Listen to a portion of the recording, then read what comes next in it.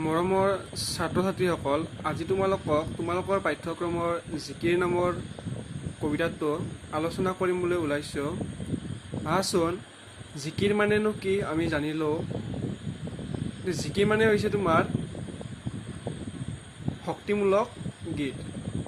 মুছলমানসকলৰ ভক্তিমূলক গীত হৈছে তোমাৰ জিকিৰ।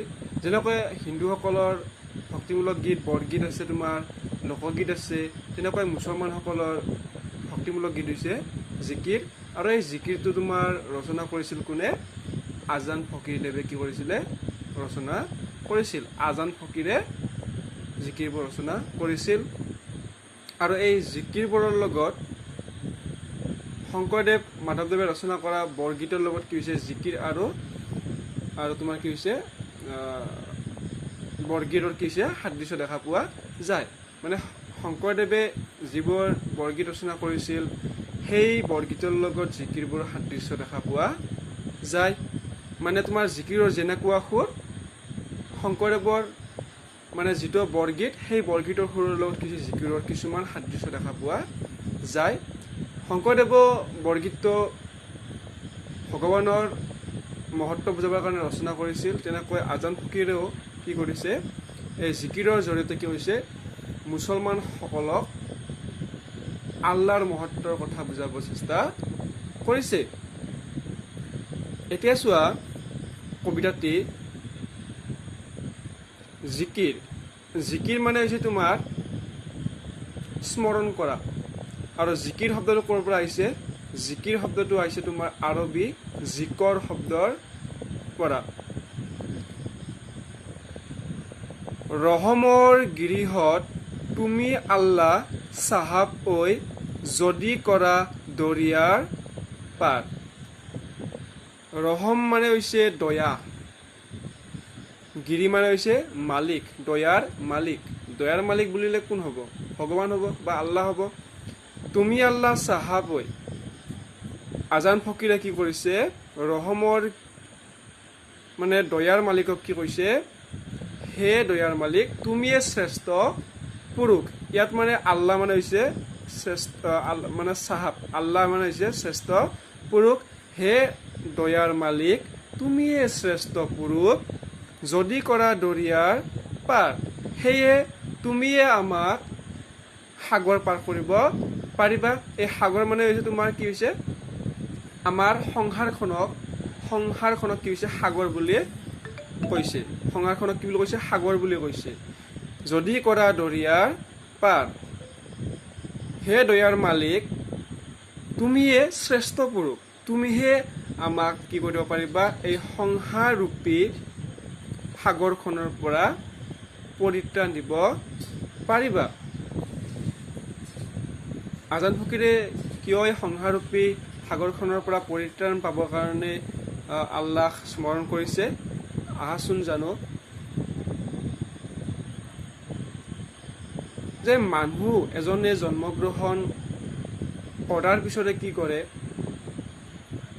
সংসাৰৰ মায়া বান্ধনত কি হৈছে? আবদ্ধ হৈ পৰে।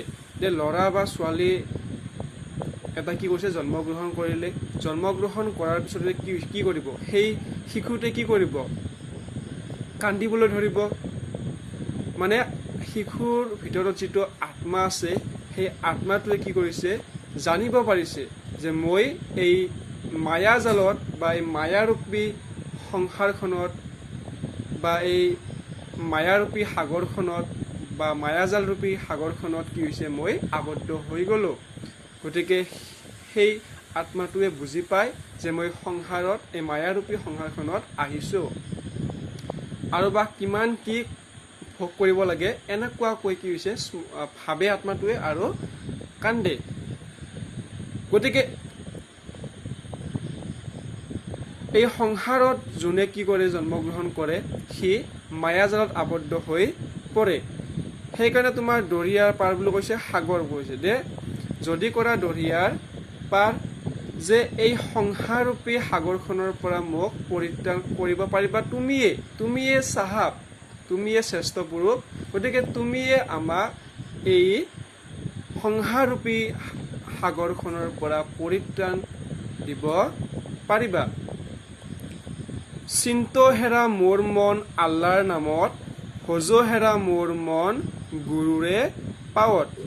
চিন্ত হেৰা মোৰ মন আল্লাৰ নামত, হে আল্লাহ, হে শ্ৰেষ্ঠ পুৰুষ, মোৰ মনে কেৱল তোমাকে স্মৰণ কৰে, মোৰ মনে কেৱল তোমাকে চিন্তা কৰে।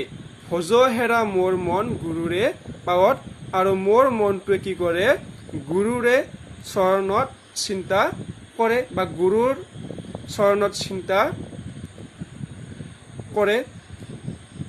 গতিকে আল্লাহ, মই তোমাকে স্মৰণ কৰোঁ আৰু সেই গুৰুৰ মাজতে কি কৰোঁ, তোমাক মই বিচাৰি পাওঁ।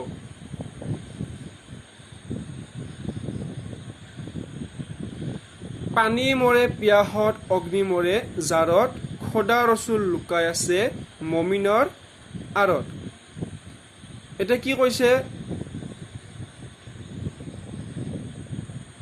ভজ হেৰা মোৰ মন গুৰুৰে পাৱত, মানে মোৰ গুৰুৰ ভিতৰতে যে ভগৱান লুকাই আছে বা দেৱদূত লুকাই আছে, সেই কথা মই স্মৰণ কৰোঁ, কিন্তু আনসকলে সেইটো কথা স্মৰণ নকৰে।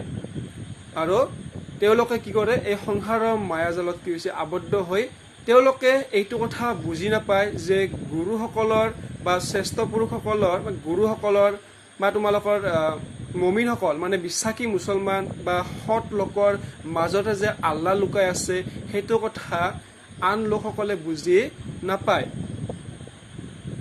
কিন্তু এইটো কথা মই বুজিব পাৰিছোঁ। সেয়ে আল্লাহ, তুমি এই সংসাৰখনৰ পৰা মোক পৰিত্ৰাণ দিয়া। পানী মৰে পিয়াহত অগ্নি মৰে জাৰত, খোদা ৰচুল লুকাই আছে মুমিনৰ আঁৰত। যেনেকৈ যে মানুহৰ ভিতৰতে যেনেকৈ আল্লাহৰ স্থিতি আছে, তেনেকৈ কিন্তু কি হয়, সেই মানুহবোৰে বা লোকবোৰে কিন্তু মানুহৰ মাজত যে আল্লাহৰ স্থিতি আছে সেইটো কথা অনুভৱ কৰিব নোৱাৰে, বা তেওঁলোকৰ মাজত যে এটা পৰম শক্তি লুকাই আছে সেই শক্তিটোৰ কথা তেওঁলোকে উপলব্ধি কৰিব নোৱাৰে। ঠিক তেনেকৈ পানীৰো যে তৃষ্ণা নিবাৰণ কৰিব পৰা ক্ষমতা আছে, সেইটো পানীয়ে নাজানে যে এটা মানুহৰ বা এজন মানুহৰ কি হ'ল, তৃষ্ণা লাগিলে, হয়নে?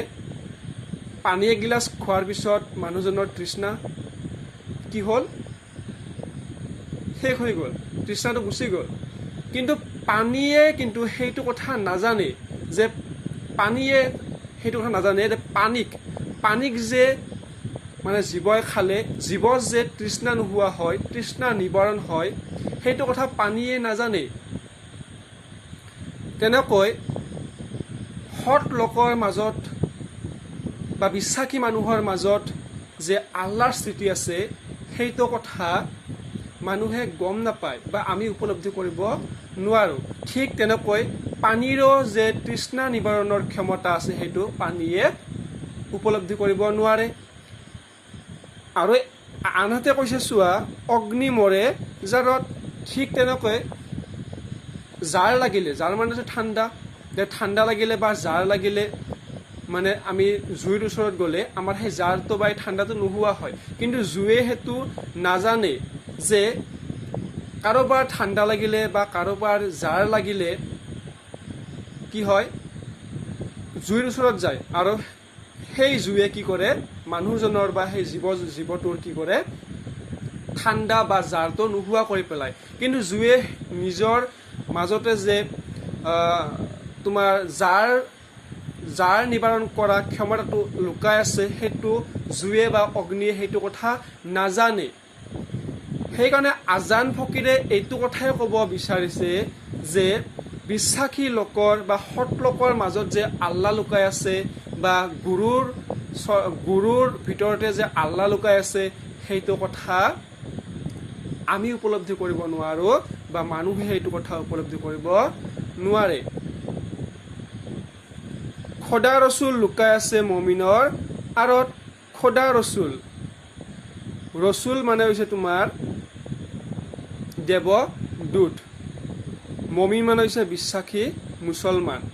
যে দেৱদূত যে বিশ্বাসী মুছলমানৰ ভিতৰতে যে সোমাই আছে সেইটো কথা আমি নাজানো, হয়নে? কি কৈছে চোৱা, যে সেই ৰচুল বা সেই দেৱদূত যে বিশ্বাসী মুছলমান বা সৎ লোকৰ ভিতৰতে যে সোমাই আছে সেইটো কথা আমি চিন্তা নকৰোঁ, সেইটো আমি অনুভৱ কৰিব নোৱাৰোঁ, উপলব্ধি কৰিব নোৱাৰোঁ। যাৰ ফলত আমি কি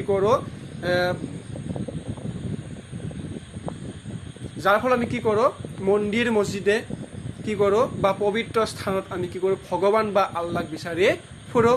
আমি সেইটো নাজানো যে বিশ্বাসী মুছলমানৰ ভিতৰত যে আল্লাহ সোমাই আছে বা সৎ লোকৰ ভিতৰত যে আল্লাহ সোমাই আছে সেইটো কথা আমি উপলব্ধি নকৰোঁ, হয়নে? আমি মানুহকনো কিয় ভগৱান বুলি ভাবিম? গতিকে আমি কি কৰিম, আমি মছজিদ মন্দিৰে ঘূৰি ফুৰিম। সেইটো হৈছে আমাৰ বা মানুহৰ কি হৈছে ভাৱ ধাৰণা। কিন্তু আজান ফকীৰে এইটো কথা বুজি পাইছে যে বিশ্বাসী লোকসকলৰ ভিতৰত যে আল্লাহ সোমাই আছে আৰু বিশ্বাসী লোক বা সৎ লোকৰ পথত যাতে চলিলে আল্লাই ভাল পায় বা আল্লাহ সন্তুষ্ট হয় সেইটো কথা মানুহে উপলব্ধি কৰিব নোৱাৰে। যাৰ ফলত কি কৰে, সংসাৰৰ মায়াজালত আবদ্ধ হৈ পৰে আৰু বিপদে পৰিচালিত হয় আৰু পিছত কি হয়, তেওঁলোকে মুক্তিৰ পথ বিচাৰি নোপোৱা হয়। গতিকে আল্লাহ মই এইটো কথা বুজিব পাৰিছোঁ যে তুমিয়ে শ্ৰেষ্ঠ পুৰুষ, তুমিয়ে এই সংসাৰৰূপী সাগৰখনৰ পৰা মোক পৰিত্ৰাণ দিব পাৰিবা। ইয়াৰ অৰ্থটোতো এইখিনিয়ে হ'ল। মক্কাৰ দুৱাৰত বান্দা মাৰিলা সঞ্চাৰ, মক্কাৰ দুৱাৰত চাহাব জীৱই মাৰে তালি। মক্কাৰ দুৱাৰ, মক্কা মানে হৈছে তোমাৰ মুছলমানসকলৰ তীৰ্থস্থান বা তোমাৰ ভক্তিমূলক স্থান।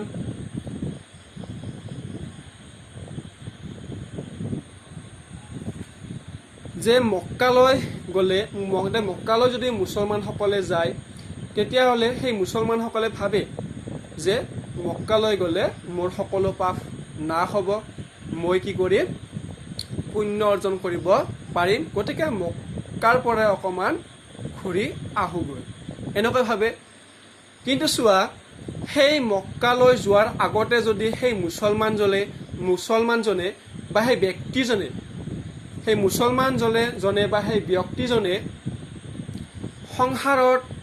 সংসাৰৰ মায়ামোহত আবদ্ধ হৈ বিভিন্ন পাপ কামত লিপ্ত হয় আৰু শেষত কি কৰে, তোমাৰ পুণ্য অৰ্জন কৰিবলৈ যদি মক্কালৈ যায়, তাত তোমাৰ একো কাম নহ'ব।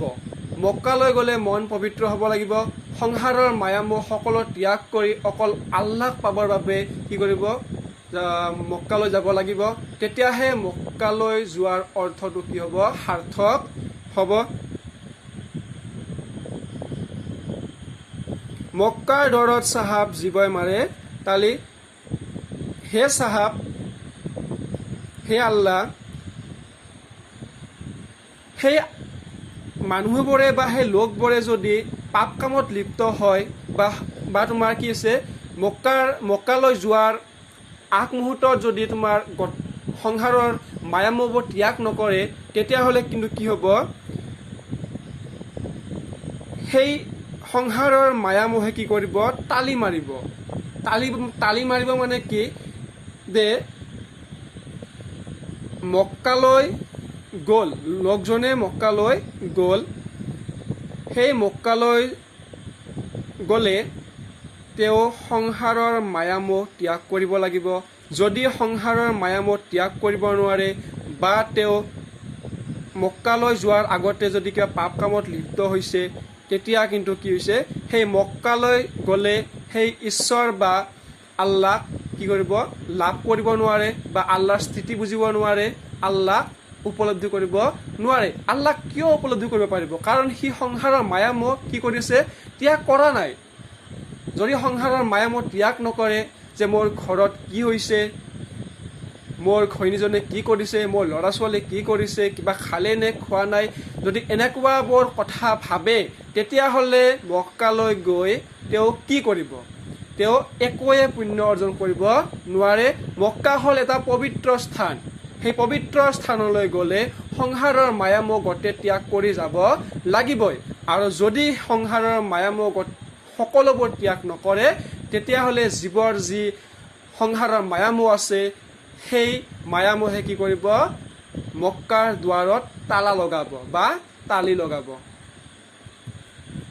যেনে শালে শলৰ লগত দৰিকাৰ টপালি। শাল মাছ দেখিছানে? শাল মাছ হৈছে প্ৰকাণ্ড মাছ বা ডাঙৰ মাছ, আৰু দৰিকণা হৈছে তোমাৰ সৰু সৰু মাছ। দৰিকণা টপালি বুলি কয়। দৰিকণা যদি তোমাৰ 1000টা যদি দৰিকণা হয় এটা শ'ল মাছৰ সমান হ'ব নোৱাৰে। ইয়াত তোমাৰ শ'ল মাছক তোমাৰ কি কৰিছে? মমিনসকলক কৈছে, মানে বিশ্বাসী মুছলমান বা তোমাৰ কি হৈছে যিসকল লোক সৎ, যিসকল লোকৰ আচাৰ আচৰণ ভাল, যি লোকে আল্লাহক উপলব্ধি কৰিব পাৰে তেওঁলোকক কি কৈছে? শ'ল মাছ বুলি কৈছে। আৰু দৰিকণা কাক কৈছে? যিবোৰে মায়ামোহত আবদ্ধ হয়, সংসাৰত বিভিন্ন পাপ কামত লিপ্ত হয়, তেনেবোৰ লোকক কি বুলি কৈছে? দৰিকণা বুলি কৈছে। এতিয়া চোৱা, মক্কালৈ যদি এজন সৎ লোক যায় তেওঁ কি কৰিব? আল্লাহক উপলব্ধি কৰিব পাৰিব, হয়নে? আৰু যদি সেই পাপ কামত লিপ্ত হোৱা বা সংসাৰৰ মায়াবান্ধনত লিপ্ত হোৱা সেই লোকজনে যদি মক্কালৈ যায় তেতিয়া সি আল্লাহক উপলব্ধি কৰিব নোৱাৰে। অৰ্থাৎ ইয়াৰ পৰা কি বুজা গ'ল যে যিজন সৎ ব্যক্তি, যিজনে আল্লাহক উপলব্ধি কৰিব পাৰে, সেইজনৰ লগত সেই সামান্য পাপিষ্ঠ লোকজনে বা সেই মায়ামোহত আবদ্ধ হোৱা লোকজনে তাৰ লগতনো কেনেকৈ পাত্তা পাব, হয়নে? যে মুছলমান, পবিত্ৰ মনৰ মুছলমান বা সৎ আচৰণৰ মুছলমান বা আল্লাহক উপলব্ধি কৰা মুছলমান যদি তোমাৰ মক্কালৈ গৈ তেতিয়াহ'লে কি হ'ব? আল্লাহক উপলব্ধি কৰিব পাৰিব তেওঁ, হয়নে? কিন্তু সেই সংসাৰৰ মায়ামোহ ত্যাগ কৰিব নোৱাৰি যদি এজন ব্যক্তিয়ে যদি মক্কালৈ যায় তেতিয়া কিন্তু আল্লাহক উপলব্ধি কৰিব নোৱাৰে। আৰু সেই তোমাৰ সৎ লোকজনৰ লগত কি হৈছে? কোনো পাত্তা নাপায়। সৎ লোকজনে বা আল্লাহক যিজনে উপলব্ধি কৰিব পাৰে তেওঁ সদায় কি হ'ব?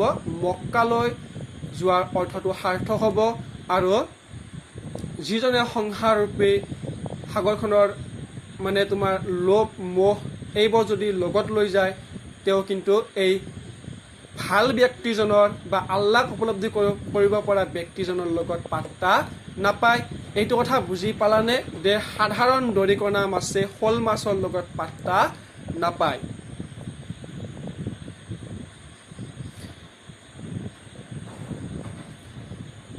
মক্কাৰ দ্বাৰত চাহাব তীৰবেণীৰ ঘাট, বেহাব নোৱাৰে তাত মায়া ভেটে বাট।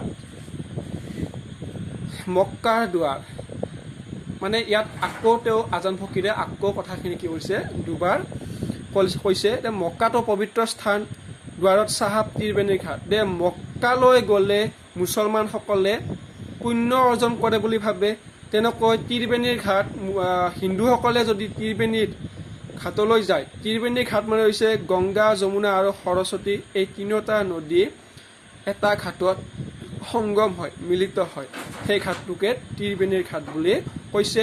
মক্কালৈ গ'লে মুছলমানসকলে পুণ্য অৰ্জন কৰা বুলি ভাবে বা মক্কালৈ গ'লে এজন সৎ ব্যক্তিৰ বা আল্লাহক উপলব্ধি কৰা ব্যক্তিজনে কি কৰে?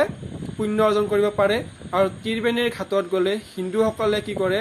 যদি তীৰবেণীৰ ঘাটত যায় তেতিয়াহ'লে পুণ্য অৰ্জন কৰিব পাৰে।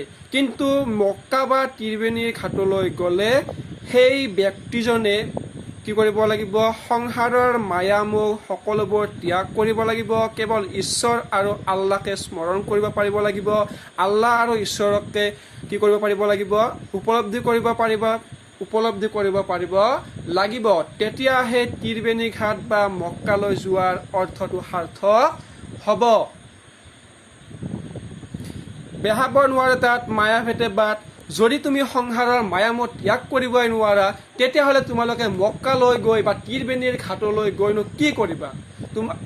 বেহাব মানে বেপাৰ, মানে তোমাৰ তাত পুণ্যটো অৰ্জন কৰিব নোৱাৰা। মক্কা বা ত্ৰিবেণী ঘাটলৈ গ'লে তোমালোকে বা লোকসকলে কি কৰিব লাগিব? গোটেই সংসাৰৰ মায়ামত ত্যাগ কৰিবই লাগিব আৰু মানে সৎভাৱেৰে তালৈ যাব লাগিব। সংসাৰৰ মায়ামাহত আবদ্ধ হৈ বিভিন্ন ধৰণৰ পাপ কামত লিপ্ত হৈ মানুহক ভাল ব্যৱহাৰ নকৰি যদি তেওঁলোকে ত্ৰিবেণীৰ ঘাটলৈ যায় বা মক্কালৈ যায়, তাৰ অৰ্থ সাৰ্থক নহ'ব। তেওঁলোকে আল্লাহ ভগৱানক উপলব্ধি কৰিব নোৱাৰিব। তেওঁলোকে মক্কালৈ যাওক বা ত্ৰিবেণী ঘাটলৈ যাওক, তেওঁলোকৰ কোনো উদ্দেশ্য সাৰ্থক নহ'ব। তেওঁলোকে আল্লাহ বা ভগৱানক উপলব্ধি কৰিব নোৱাৰিব। ত্ৰিবেণী ঘাটত কি হৈছে, হিন্দুসকলৰ যে মানুহবোৰৰ মৃত্যু হয়, সেই মানুহবোৰৰ মৃত্যু হোৱাৰ যি আমাৰ কি কৰে, শ্মশানত পুৰেনে? দাহ কৰে, হয়নে? দাহ কৰে বা শ্মশানত কি কৰে, সেই ভেলডোখৰ কি কৰে, পুৰে। সেই দাহ কৰা ছাইখিনি কি কৰে, যদি ত্ৰিবেণী ঘাটত যদি পটুৱাই দিয়া হয়, তেতিয়াহ'লে সেই আত্মাটোৱে কি হয়, মানে এটা ভাল ঠাই পোৱা বুলি কি ক'ব পাৰে, মানুহে কয়। বেহা বা নোৱাৰে তাত মায়া ভেটে বাট। গতিকে সংসাৰৰ মায়ামত ত্যাগ কৰিব নোৱাৰিলে তালৈ গ'লে কি হ'ব? মায়াই ভেটে বাট। মায়া মানে কি? সংসাৰৰ যিবোৰ মায়া আছে, যিবোৰ মোহ আছে, লোভ মোহ, এইবোৰ যি মায়া আছে, যি মৰম, সংসাৰৰ বা তোমাৰ মা দেউতাৰ প্ৰতি বা পুত্ৰৰ প্ৰতি যিবোৰ মোহ, এইবোৰ যদি তীৰ্থ ভ্ৰমণলৈ গ'লে বা মক্কালৈ গ'লে বা ত্ৰিবেণী ঘাটলৈ গ'লে এইবোৰ যদি লগত যায়, এইবোৰ যদি মোহবোৰ যদি লগত যায়, তেতিয়াহ'লে মায়াই বাট ভেটে। মানে সংসাৰৰ মায়া মোহবোৰ ত্যাগ কৰিব নোৱাৰিলে, আল্লাহক উপলব্ধি কৰিব নোৱাৰে, কি হ'ব? মক্কালৈ গ'লে আচল অৰ্থৰ পৰা কি হ'ব? তেওঁ বঞ্চিত হ'ব আৰু মক্কাৰ দুৱাৰখন যে তেওঁৰ বাবে মানে বন্ধ হৈ গৈছে, তেওঁ যেন ফুৰিবলৈ গৈছে, আল্লাহক উপলব্ধি কৰিবলৈ যোৱা নাই, তেনেকুৱা হ'ব। আসমানৰ কুতুব তৰা আদামৰ জাত, সজাত মইনা আছে ঘনে লগাই মাত। আসমান মানে হৈছে আকাশ, কুতুব মানে হৈছে ধ্ৰুৱ নক্ষত্ৰ, মানে তৰা, ধ্ৰুৱ তৰা। আদমৰ জাত মানে হৈছে আদি মানৱ বা আল্লাহৰ সৃষ্ট মানুহ। আসমানৰ কুতুব তৰা, আকাশত যদি, আকাশখন শূন্য হয়নে জানানে তোমালোকে? আকাশখন হৈছে শূন্য। সেই আকাশখনত যদি তৰা নাথাকে, আকাশখন দেখিবলৈ সৌন্দৰ্য নহয়, হয়নে? এই আকাশত যে ধ্ৰুৱ তৰাটো জিলিকি থাকে, সেই তৰাটোকে কি কয়? সেই তৰাটো হৈছে আদামৰ জাত বা আল্লাহৰ প্ৰথম সৃষ্ট আদি মানৱ। আল্লাহৰ সৃষ্টি বা সৃষ্ট কি হ'ব? আদি মানৱজনে হৈছে কুতুব তৰা। মানে যিটো আকাশত কুতুব তৰা জিলিকি থাকে, সেই কুতুব তৰা হৈছে আদামৰ জাত বা আদি মানৱৰ জাত। সজাত মইনা আছে ঘনে লগাই মাত। এতিয়া চোৱা, আসমানৰ কুতুব তৰা আদামৰ জাত, সজাত মইনা আছে ঘনে লগাই মাত। যে আসমান বা আকাশত যে ধ্ৰুৱ তৰাটো তাত জিলিকি থাকে, সেই ধ্ৰুৱ তৰাটোৰ ভিতৰত যে আদামৰ জাত বা তোমাৰ আদি মানৱ বা আল্লাহৰ সৃষ্ট মানৱ বা লোক সেই ধ্ৰুৱ তৰাটোৰ ভিতৰতে সোমাই থাকে, সেইটো কথা আমি নাজানো বা সেইটো আমি কথা নুবুজো বা সেইটো কথা আমি উপলব্ধি কৰিব নোৱাৰোঁ। সজাত মইনা আছে ঘনে লগাই মাত, ঠিক তেনেদৰে সজাত মইনা আছে ঘনে লগাই মাত। সজা মানে হৈছে পিঞ্জৰা, আৰু পিঞ্জৰাটোক কি কৰিছে? সজা বা পিঞ্জৰাটোক মানুহৰ দেহৰ লগত তুলনা কৰিছে, যে মানুহৰ দেহত যে এটা আত্মা থাকে, এটা জীৱ থাকে, সেই জীৱটোক এটা মইনা চৰাই বুলি কি কৰিছে? প্ৰতীক ৰূপে কি কৰিছে উদাহৰণ দিছে বা বুজাব চেষ্টা কৰিছে। ইয়াত আজান ফকীৰে কি কৈছে যে সজাত যেতিয়া মইনা চৰাই এটা যে পিঞ্জৰা এটা যেতিয়া মইনা চৰাই এটা সোমাই থাকে সেই মইনা চৰাই কি কৰে মাত লগায় হয়নে খনে খনে মাত লগায় সজাৰ মইনাটিৰ অনেক যুগুটি আৰু সেই সজাৰ মইনাটো কি হৈছে মানুহে কি কৰে অনেক যুগুটি কৰে মৰম দয়া কৰে বা কি কৰে অনেক যত্ন লয় যাতে মইনাটিয়ে ভালকৈ থাকিব পাৰে। ঠিক তেনেকৈ আমাৰ শৰীৰত যেতিয়া আত্মাটো থাকে বা জীৱটো থাকে তেতিয়া আমি শৰীৰক মৰম কৰোঁ যত্ন লওঁ হয়নে যে আমি ৰ'দত যাব নোৱাৰোঁ ছালডোখৰ কি হ'ব ক'লা পৰি যাব হয়নে পানীত যাব নোৱাৰোঁ কি কৰিব আমাক পানীয়ে খাব হয়নে জুইলৈ যাব নোৱাৰোঁ আমাক জুইয়ে পুৰিব হয়নে যে শৰীৰত আত্মাটো বা জীৱটো আছে বাবে কি কৰোঁ আমি যত্ন লওঁ হয়নে জুইয়ে পুৰিব বুলি পানীত পৰি মৰিব বুলি হয়নে এনেকুৱা কৈ কি কৰে মানুহৰ শৰীৰটোক যত্ন লোৱা হয়।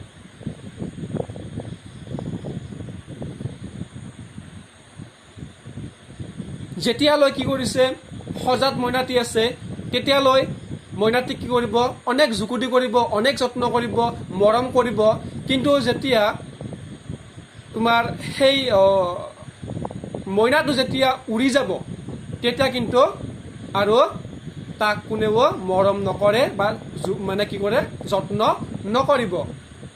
তেনেকৈ আমাৰ শৰীৰৰ ভিতৰতো যেতিয়া আত্মাটো থাকিব বা জীৱটো থাকিব তেতিয়ালৈ আমি শৰীৰক কি কৰিম আমি যিমান পাৰোঁ যত্ন কৰিম আমি ৰ'দলৈ নাযাওঁ জুইৰ ওচৰলৈ নাযাওঁ পুৰিব বুলি হয়নে ইয়াৰ অৰ্থটো এইটোৱেই।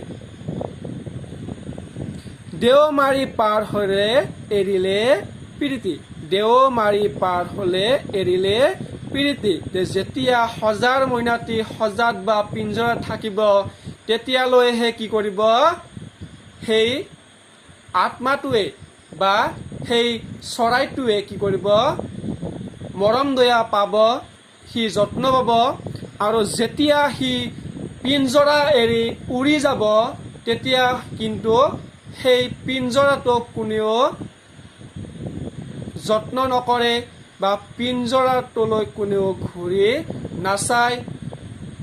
তেনেকৈ ইয়াত অন্তৰ্নিহিত কথাটো হৈছে যে মানুহৰ শৰীৰত যেতিয়া আত্মাটো সজীৱ হৈ থাকে বা জীৱটো ভিতৰত সোমাই থাকে তেতিয়ালৈ কি হৈছে মানুহে সেই শৰীৰটোৰ যত্ন লয়। যেতিয়া সেই শৰীৰটো এৰি আত্মাটোৱে উৰি গুচি যাব তেতিয়া কিন্তু সেই শৰীৰটোলৈ কোনেও ঘূৰি নাচায় সেই শৰীৰটোক কোনেও গুৰুত্ব নিদিয়ে সেই শৰীৰটোক কোনেও কি নকৰে যত্ন নলয়।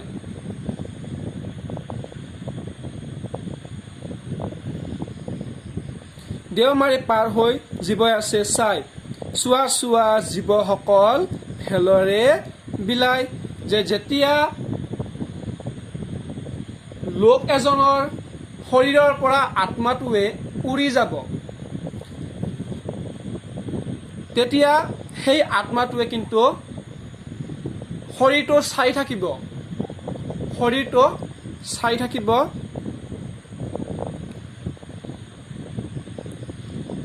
চোৱা চোৱা জীৱসকল ভেলৰে বিলাই শৰীৰটো চাই থাকিব কিন্তু শৰীৰটো কোনেও যত্ন নকৰিব।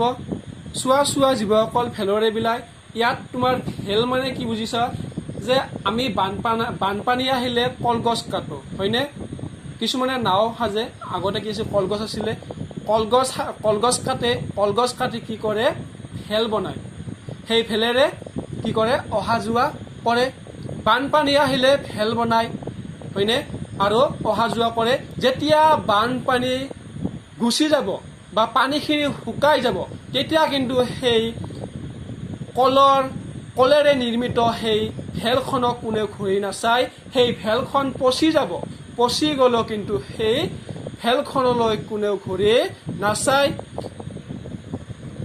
গতিকে আমি এইটোৰ পৰা কি বুজিলোঁ যে মানুহৰ মাজত যেতিয়া বা মানুহৰ শৰীৰৰ মাজত যেতিয়া আত্মাটোৱে লুকাই থাকে বা আত্মাটো সজীৱ হৈ থাকে তেতিয়ালৈ সেই ভেল সদৃশ সেই শৰীৰটো আমি কি কৰিম যত্ন ল'ম বা শৰীৰটোৰ মূল্য বুজি পাম আৰু যেতিয়া শৰীৰটোৱে আত্মাটোক এৰি দিব বা শৰীৰটোৱে আত্মাটোক এৰি যাব তেতিয়া কিন্তু সেই ভেল সদৃশ শৰীৰটো কোনেও ঘূৰি নাচায় সি পচি যাব কোনোবাই হ'লে কি কৰিব দাহ কৰিব কোনোবাই মাটিত পুতি থ'ব হয়নে গতিকে কিন্তু সেই শৰীৰটোলৈ কিন্তু কোনেও ঘূৰি নাচায় সেই শৰীৰটোক কিন্তু কাৰো কোনো লোকৰে কিন্তু প্ৰয়োজন নহয় এইখিনিয়ে কথা আছিলে আশা কৰোঁ তোমালোকে ভালকৈ বুজি পাইছ যদি কিবা বুজাত অসুবিধা হৈছে কমেণ্ট কৰিবা বা পাৰ্চনেল নাম্বাৰত মেছেজ কৰিবা